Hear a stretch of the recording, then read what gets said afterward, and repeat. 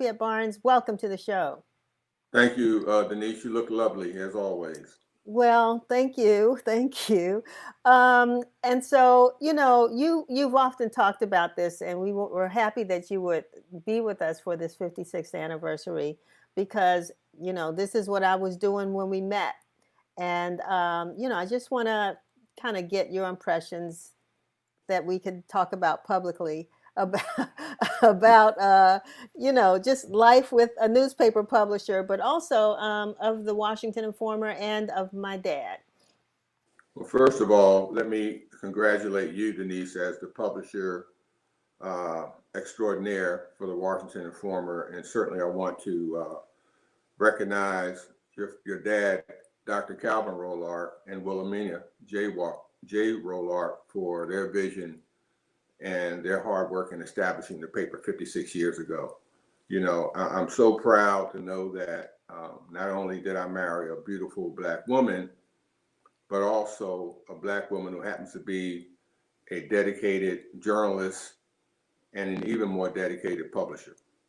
And so when I go back and think about the 35 years that we've been married and the experiences that we've had, particularly as the editor and now publisher of The Informer, I must admit that when we first got together and married, I didn't understand the commitment that you had made, and I didn't understand the importance of The Informer.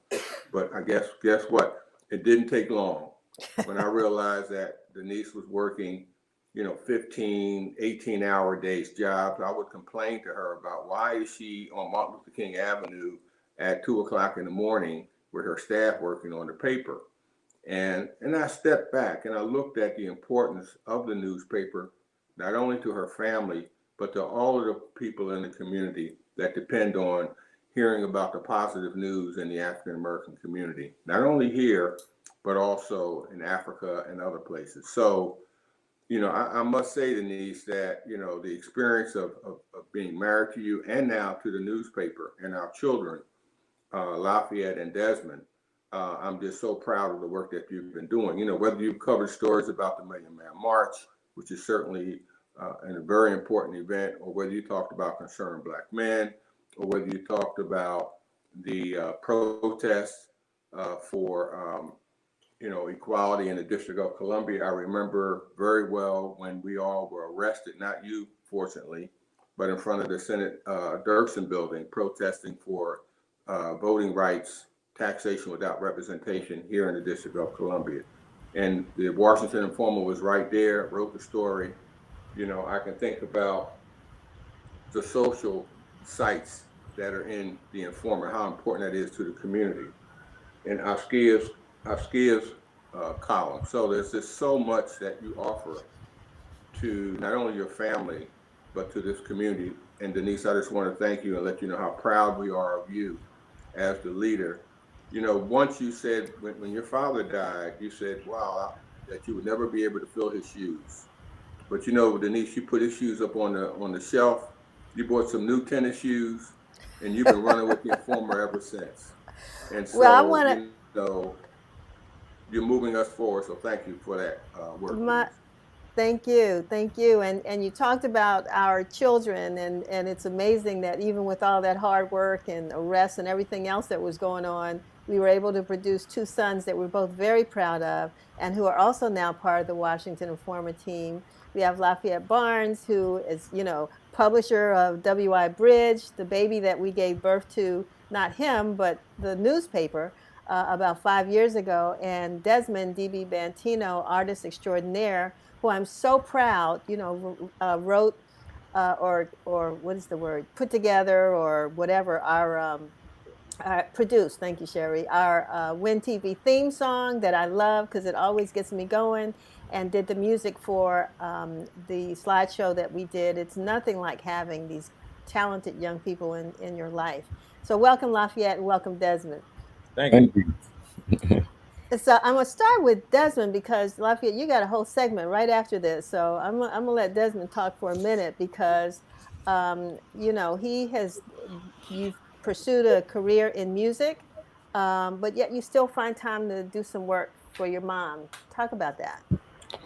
Well, I've always told myself that the Washington Informer is my first job. So no matter where in the world or whatever I'm doing, people always know that I got to put whatever I'm working on to the side if I have something that I need to get done for the Informer, because if it wasn't for the Informer, I wouldn't be wherever I was at probably anyways. Like, so it's always just been my first commitment.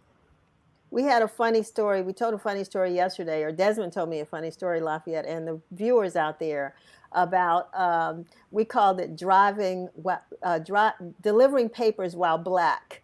And Right. Desmond used to deliver the newspapers when he got a little car, and we appreciate him getting those papers out. But tell that story, because I mean, it's amazing what we go through.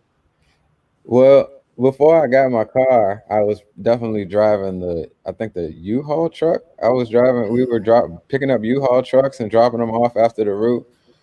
So that made it a little bit more obvious that there was some type of work going on. But definitely once I got my Buick LeSabre and I had to do my route up on Georgia Avenue, I remember it was one night I think I got pulled over 3 times. I definitely got pulled over 3 times in that route, By the yeah, by the police. police, just because they're like, why does this guy keep going from store to store, jumping out his car? Like, what does he got going on? But then I would tell them to look in the back seat, and then they would say, oh, the Washington Informer. I have nothing but great things to say about it. And like just doing that route was just great, anyways, because every stop that I made, everyone just had so much great things to say about either my mom or the Informer or anybody that works there, and I just learned a lot over that time. That's amazing. I'm just hearing that story. Lafayette, you too have, you know, kind of taken your route. You've gone place to place, and now you've come back. You've got your own publication. Um, Tell us what that experience has been like. Yeah, so I mean, it's been great. I like my brother said, Informer is always the number one priority. I remember, growing up, being at the office, being a nuisance. Throwing me and Desmond turning somebody's desk into a basketball court and throwing newspapers or throwing copy paper around. And now I realize like how terrible that is because we need copy paper. We need people to focus at their desk. So I can reflect back and understand, the perspective that might have been, being taught to me during that period of time. But it's been great. I did some work I went to Howard University and studied, and shout out to Howard Homecoming this weekend. And then I started working at Alexandria for the city out there as a graphic designer, and just sort of thought, to bring my talents back over to the newspaper as a designer and as a person born and raised in DC who has a lot of friends here who I felt like needed to be highlighted. And so we've been able to start the Washington Informer Bridge. We're in our third year, going ahead and into our fourth year. We've had, well, actually the fifth year, I want to say. This is my third year. We had two editors before that. We had Serafina Wright and Sam Collins, who will be on the show a little bit later on. You'll hear about their perspective and how they approached the Informer. But yeah, it's just been great, connecting with folks, learning the business, learning the digital side of the business, which is a brand new, take on news and newspapers. And I'm just enjoying the journey, and I love to learn. So I'm happy to be here. So all of us had the opportunity, and I'm really glad that you all could join me today. And our my mother, your grandmother, is watching the show, so I'm glad Vera Abbott is there because it all started with her. That's right. If it weren't for her, none of us would be here. Mhm. So I'm very, very glad that she's still with us and enjoying this. But I also, and she says, I'm here. Happy 56th anniversary. Hello, Hey, Grandma. Grandma. but Hey, Mom. um, but we want to just take one brief minute because Lafayette, we want to turn the show over to the bridge for a few minutes, as you mentioned. But thanks to Lynn Dyson and the folks with the DC Black Repertory Theater, we were able to put a message together regarding reflections of your grandfather. And this too would not have happened had he not decided that it was important to to start the Washington Informer. And I just want you to kind of briefly talk about, what the press means to you. I mean, what he did and how that's impacted you, and why you think his life was so important. And Lafayette, I can start with you, the senior. I was like, I don't know who you're talking to. Okay, I was wondering which Lafayette. I get a That's little why I said the confused. seniors. But Had a no, lifetime I of mean, trying your to figure out father, which one is she talking to. if it is to be, it's up to me. Your dad, those famous 10 words that he taught us all, and how that message continues to vibrate today. I just think the fact that who he was as an individual.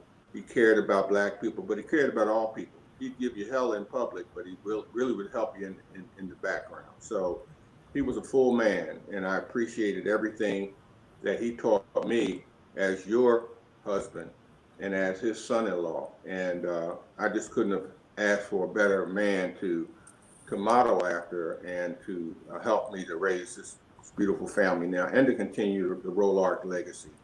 So I just really appreciate your dad. Desmond? And the question is basically just Yeah, I mean, just what does your grandfather's life, his legacy, what does that mean to you today, well, yeah, particularly like in I the said, industry that you're in, which is the music industry? I mean, I definitely feel like he left big shoes to fill. So with like I said, going around the city and just hearing all the great things about him, and even just the respect that he got, it just made me realize how much I, you can be capable of doing, and how much potential that I actually have. And even trying to let people around me see that, because some people never had someone like that to look up to in their family. So I definitely try to, give my friends and everyone around me that same energy that I feel like he left with me. All right, and I'm going to end with Lafayette, but I'm also, Lafayette, going to turn this segment of WIN TV over to WI Bridge TV. I want to thank Lafayette Senior and Desmond for being here. We've got a lot of great things that are coming in the future, which may have more. You may be seeing more of Desmond. But Lafayette, I'm turning it over to you. WIN TV, you can transition, talk about your granddad, and start your segment of the show. And we'll be back. Don't go away. We've got lots more coming. Thank you.